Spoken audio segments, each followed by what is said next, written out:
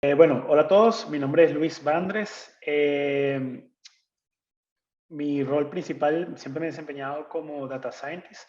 Antes lo llamaban matemática aplicada, ahora tiene un nombre más cool, ¿no? Se llama Data Scientist.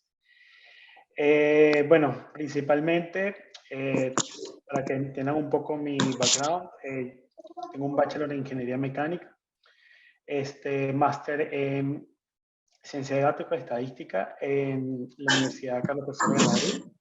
Actualmente estoy estudiando algo más de negocios en la gerencia de proyectos acá en Canadá. Y bueno, eso es todo. Para empezar, le voy a compartir acá mi pantalla. Ok.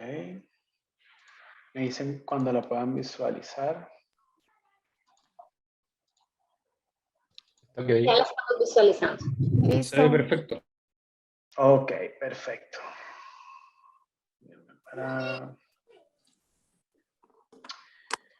Ok, bueno, el objetivo de esta presentación es mostrarle cuáles son los posibles caminos a tomar si se quiere arrancar con un proyecto de analítica en sus respectivas empresas, trabajos, en sus entornos profesionales, ¿no?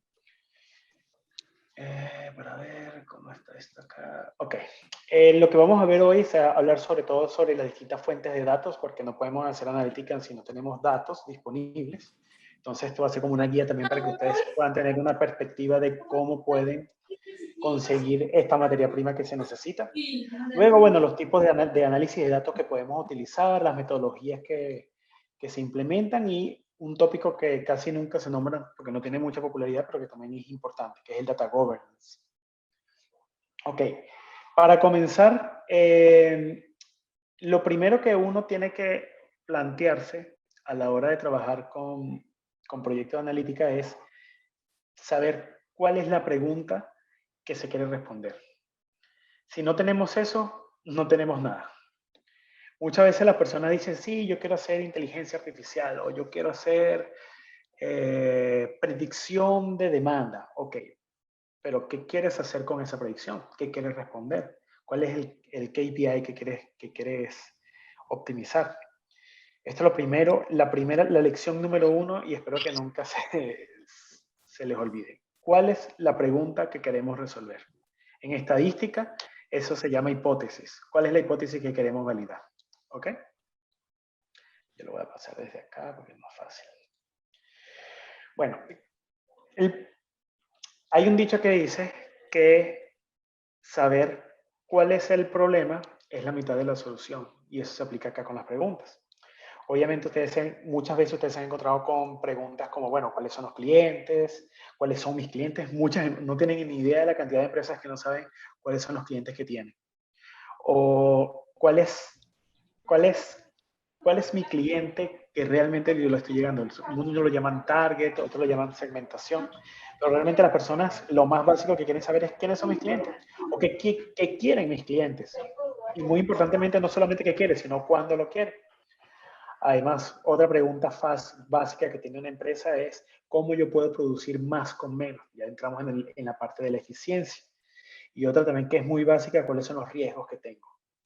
Muchas personas se aventuran a tomar decisiones, emprendimientos, dentro y fuera de sus empresas sin saber realmente cuáles son los riesgos que manejan, ¿no?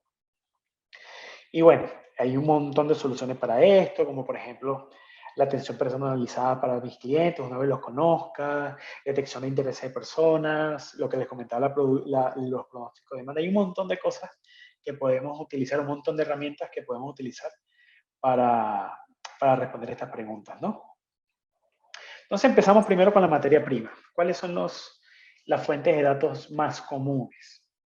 Lo primero que tenemos que saber es, esto no sé si lo han visto anteriormente, estoy seguro que esto lo han visto en algún lado, que es cuáles son las propiedades de los datos. Lo primero que tengo que saber para saber cuál es la materia prima con la que cuento es la calidad de esa materia prima. Y básicamente tú la puedes ver en 5 categorías. La primera es el volumen, eso quiere decir la cantidad de datos que tengas, la velocidad con la que te llegan o con la que necesites procesar los datos, la variedad. Los datos pueden venir de muchas formas, no solamente como tablas de Excel, pueden venir en conversaciones, en textos, en videos. El valor de la data, y eso es muy importante, cuál es el valor de la data, no solamente que tiene en sí, sino de lo que vamos a extraer. Muchas veces vemos un montón de tablas, un montón de números y no sabemos realmente lo que está allí escondido. Entonces la tarea es encontrar eso que está allí y ver si realmente podemos conseguir ese valor que queremos alcanzar. Y bueno, y la veracidad. No hacemos nada con data inverosímil. Necesitamos datos que sean verdaderos, que se basen en hechos. Todos como personas de negocios tenemos que estar conscientes de hecho. No podemos tomar decisiones sin hechos reales. Bueno, ¿cuáles son los tipos de datos que tenemos? Esto también es muy básico, probablemente lo hayan visto en otro lado. Tenemos 3 tipos de datos, realmente son 2, pero tenemos los estructurados y los no estructurados. Los estructurados son los que ya ustedes conocen, como los Excel, la base de datos, todo lo que está en formato de tabla, ¿no? Si voy muy rápido, me avisan. Están los datos no estructurados, que por ejemplo ustedes los pueden ver en los libros, cuando se lee un libro, cuando escucha un audio, cuando ven un video de YouTube. Esos son datos no estructurados. Y están los datos semi-estructurados que tienen propiedades parecidas a los estructurados y los no estructurados. Por ejemplo, los sitios web. Ustedes abren un sitio web y ustedes van a ver un montón de tags, un formato donde ustedes ven, por ejemplo, este es el encabezado y aquí va lo que va en el encabezado. A pesar de que está estructurado en secciones en su sitio web, ustedes van a poder ver cómo todo está en secciones. Este es el encabezado, este es el texto, esta es la imagen. Lo que está dentro de esas secciones es data no estructurada. Entonces, a pesar de que están ordenados de forma estructurada, el contenido no está lo suficientemente desagregado para que esté estructurado, ¿no? Luego, venimos a lo que necesitamos saber. Ok, en mi empresa, ¿dónde yo consigo datos? Existen muchas más fuentes, ¿no? Pero estas son las más comunes. Las 6 que le voy a nombrar están las bases, los datos transaccionales. Aquí, miren, pueden ser facturaciones. Muchas empresas manejan servicios de facturación. Entonces, estos servicios de facturación les dejan todas esas transacciones agregadas. Como por ejemplo en un banco, ustedes se meten en su cartera, ustedes van a poder descargar todas las facturas que pueden encontrar allí. Y en la factura hay información muy valiosa, como por ejemplo el cliente, la identificación del cliente. Después le voy a hablar un poquito más adelante, es un tema un poco delicado. También está los productos que les compró el cliente. Esto es muy valioso, sobre todo para las personas que trabajan en retail. Pero las personas que también trabajan no en el ámbito mayorista también es importante porque te dice en qué momento las personas están comprando tu producto. Lo otro, también tenemos las series de tiempo, están abreviadas como ST. Es la serie de tiempo, por ejemplo, tenemos la serie de tiempo económica, como por ejemplo indicadores, cuáles son tus ventas, cuáles son los costos que manejan, inclusive el mercado en el que te mueves. Tenemos la serie de tiempos operacionales, que son el registro de tus modos de producción. Por ejemplo, cuál es tu producción diaria, tu producción de horas, las horas que trabajan tu staff, las fallas que presentan. Y eso nos conecta a la parte de lo que hoy se conoce como IoT, lo que antes se conocía como sensores. ¿Cuáles son los registros que nos dan los sensores? Las vibraciones, el consumo eléctrico, las condiciones ambientales. Y están los feedback, que esto es súper importante para las personas, porque el feedback es la forma con la que los clientes nos comunican a nosotros. No solamente a través de las ventas que estamos viendo, que si un cliente nos compra mucho, eso es el mejor feedback que podemos obtener, pero también lo que está detrás de eso. Por ejemplo, los comentarios que hacen los clientes. Por ejemplo, si tenemos una tienda en Amazon, los clientes nos dejan comentarios de acuerdo a su producto. Eso es, como si lo recuerdas, es dato no estructurado. Tenemos también audio, cuando, por ejemplo, las personas llaman a los call centers. Esa es información muy, muy buena, sobre todo porque ahí están los feedback que los clientes nos pueden dar, ¿no? Y tenemos también los procesos de optimización, ¿no? Para recursos humanos y materiales. Por ejemplo, nosotros hay datos muy, muy, muy importantes que tenemos. Mira, esta es la demanda que tenemos hoy y queremos nosotros saber cuál es, de acuerdo a esta demanda o estas proyecciones de demanda, si los recursos con los que contamos, ya sean materiales de humanos, se adaptan o si nos vamos a quedar cortos, si nos vamos a ir largos.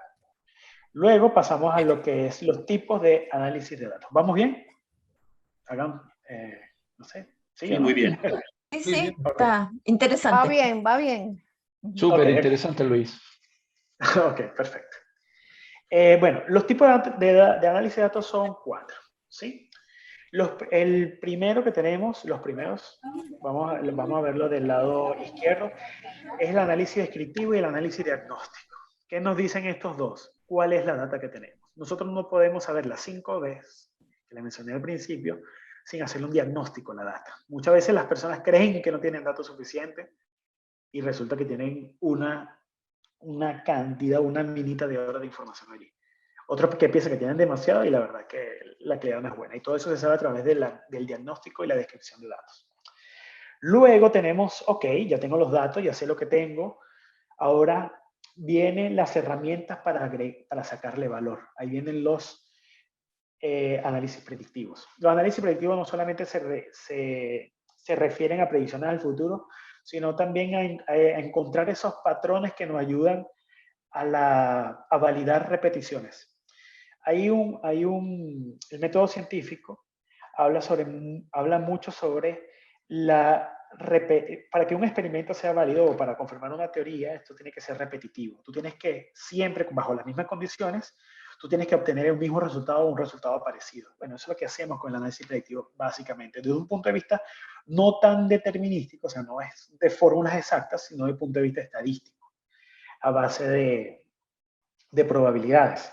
Entonces, esto es lo que hacemos, no solamente es predicción del futuro, sino que, mira, estas personas que compran, el caso que todo el mundo menciona, de las personas que compran pañales en la madrugada, también compran cerveza. Bueno, esos son patrones que pueden ser repetitivos por un periodo de tiempo. Por ejemplo, cuando las personas tienen hijos pequeños, un hombre que tiene hijos pequeños, bueno, se va a salir la madrugada y tiene que comprarle pañal al hijo, bueno, aprovecha y se toma una cerveza para poder pasar la madrugada, ayudar a la esposa a descansar, ¿no? Y finalmente tenemos el análisis prescriptivo. Ya después que hacemos todos estos análisis que son muy técnicos, ahora vienen cuáles son los accionables. Esta última parte es lo que realmente va a agregar valor a nuestra empresa, sí, a nuestras actividades, ¿no? Ahora, ¿qué es el análisis descriptivo? Bueno, tenemos 3 tipos principales de análisis. Uno es para los datos cuando son numéricos, estamos hablando, por ejemplo, de ventas. Sí, puede ser ventas, puede ser variación de precios, demanda. Ahí podemos utilizar lo que son distribuciones, como por ejemplo la distribución normal. Podemos también calcular otros tipos de resúmenes, como por ejemplo los promedios, la mediana, los percentiles. También estos son cuando los datos son continuos, cuando tú no los cuentas, por ejemplo, con los dedos, que tú cuentas 1, 2, 3 y no tienes decimales, 1.5, 1.6. Pero cuando ya son numéricos enteros, que se llaman los números que tú cuentas, bueno, tienes 10 personas, tienes 15 personas, pero no puedes tener media persona. Este tipo de distribuciones, bueno, siguen comportamientos binomiales o de procesos de Poisson. Esto simplemente, perdón, ok. Esto es simplemente para saber que aquí te interesa contar. Aquí yo quiero saber, por ejemplo, cuáles son la cantidad de fallas que presenta mi maquinaria durante el siguiente mes. Por ejemplo, este es el tipo de datos, ¿no? Que son conteos de fallas, porque tú cuentas las fallas, ¿no? Y tenemos los datos categóricos, que son, por ejemplo, el género de las personas, el lugar donde viven. Y aquí observamos cantidades muy importantes, como por ejemplo tú cuentas las personas que están solteras, las que están divorciadas o las que están casadas. O, por ejemplo, ves también la cardinalidad, que esto es súper importante. La cardinalidad se refiere a la cantidad de datos distintos. Por ejemplo, en un determinado país, el estado civil tiene una cardinalidad de 4, que es soltero, casado, vamos en orden, soltero, casado, divorciado o viudo. Entonces tiene una cardinalidad de 4, porque en el estado civil puede haber solamente 4 tipos de datos, ¿no? Ahora vamos cuál es el análisis de diagnóstico, que también puede ser llamado análisis de limpieza. Lo primero que tenemos que saber analizar son los datos faltantes. ¿Hay suficiente data Y si hay data que no está, por ejemplo, tenemos 3 columnas, tenemos estado civil, tenemos edad y tenemos género. Ok, pero a veces me reportan la edad y a veces no.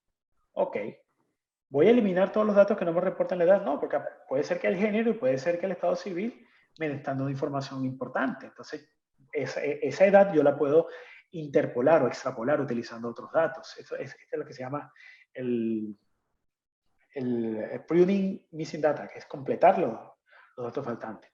Tenemos también los outliers, que son aquellos datos que se escapan del comportamiento común, que son los que realmente están, por ejemplo, tenemos unas personas, la altura promedio de las personas de 1,7 metros, pero hay personas que miden 2 metros de alto, son outliers. Y tenemos garantizar que tengamos el formato apropiado. Aquí puse un ejemplo.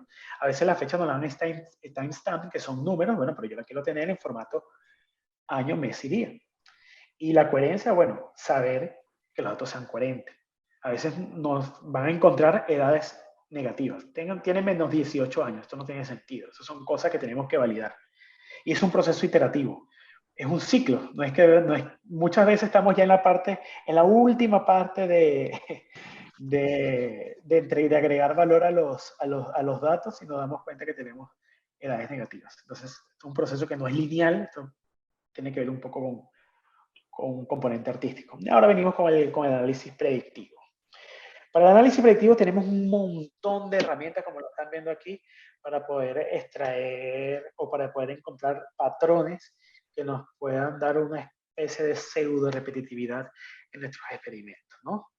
¿Qué quiere decir eso? Bueno, tenemos, por ejemplo, tenemos el aprendizaje supervisado, el aprendizaje no supervisado, que es un poco de machine learning, donde tenemos, por ejemplo, dos tipos de variables. Las variables continuas, que son las numéricas que le acabo de comentar, y las variables categóricas.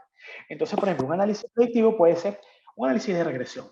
Yo quiero saber cuál va a ser la altura, yo quiero predecir cuál va a ser la altura de las personas varones de 30 años. Ok, eso es una regresión, porque tú utilizas datos de entrada para predecir una variable numérica de salida.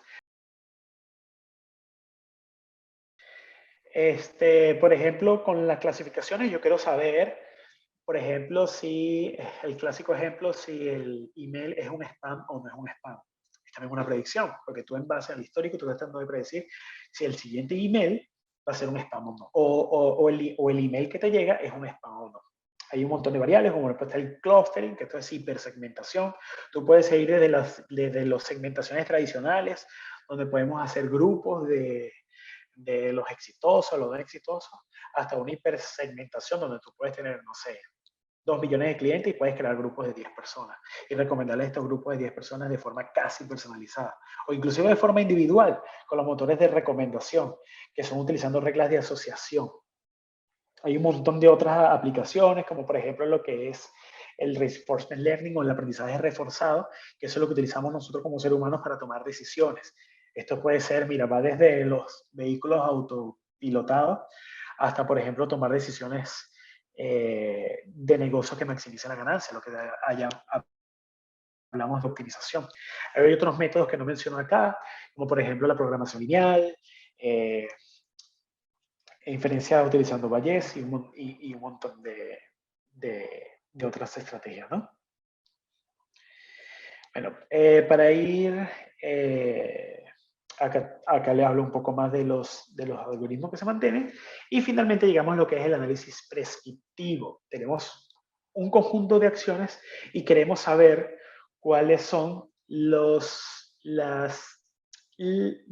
conjunto de acciones que podemos obtener, cuáles son las más apropiadas, cuáles son. Y para saber lo más apropiadas tenemos que saber primero cuáles son sus impactos. Obviamente, cuando hablamos de negocios, hablamos de los impactos económicos. Lo importante es establecer métricas de monitoreo. ¿Por qué? Cada accionable debe ser específico. Debe ser acciones específicas a realizar. Los accionables que están en el aire realmente no llegan a ningún puerto. Tenemos que saber exactamente, ok, queremos darle esta promoción a estas 1000 personas para que estas personas vuelvan a nuestra empresa. ¿Ok? Estos accionables tienen que ser medibles. yo puedo saber, yo quiero disminuir, por ejemplo, mi churn rate o la tasa en la que se van mis personas, la que se van mis clientes, en un periodo de tiempo, en tanto por ciento. Eso tiene que ser así de específico y tiene que ser monitoreable. Yo realmente puedo medir las personas que se me van o que se quedan en mi negocio. Capaz para una aplicación de suscripción como Netflix es fácil de medir, pero lo puedo medir, por ejemplo, en el supermercado o en el mini market de la esquina. No. Entonces, eso es el tipo de consideraciones que tenemos que tomar. Con respecto a la metodología, bueno, esto es un poco más de lo que le acabo de escribir, definir preguntas, recordar los datos, análisis descriptivo, diagnóstico, predictivo, descriptivo. Y esta lámina es súper importante porque muchas veces las personas piensan que definir preguntas es cuestión de horas o de un día. Y esto nos puede llevar hasta el 10% del tiempo en que dedicamos a este tipo de análisis, ¿no? La recolección y la limpieza se lleva casi la mitad del tiempo. Los análisis un 30% del tiempo y el análisis predictivo un 15%. En analítica, casi siempre nos vamos a llevar la mayor cantidad de tiempo en poniendo los datos a punto, en analizando qué es lo que tenemos y poniéndolos lo suficientemente limpios para que lo podamos utilizar.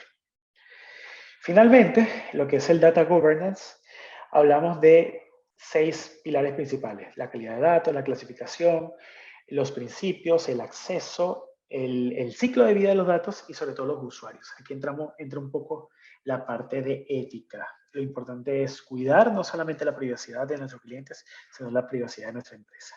Y todo esto es lo que a resumidas cuentas se trata de enfocar, es el data governance.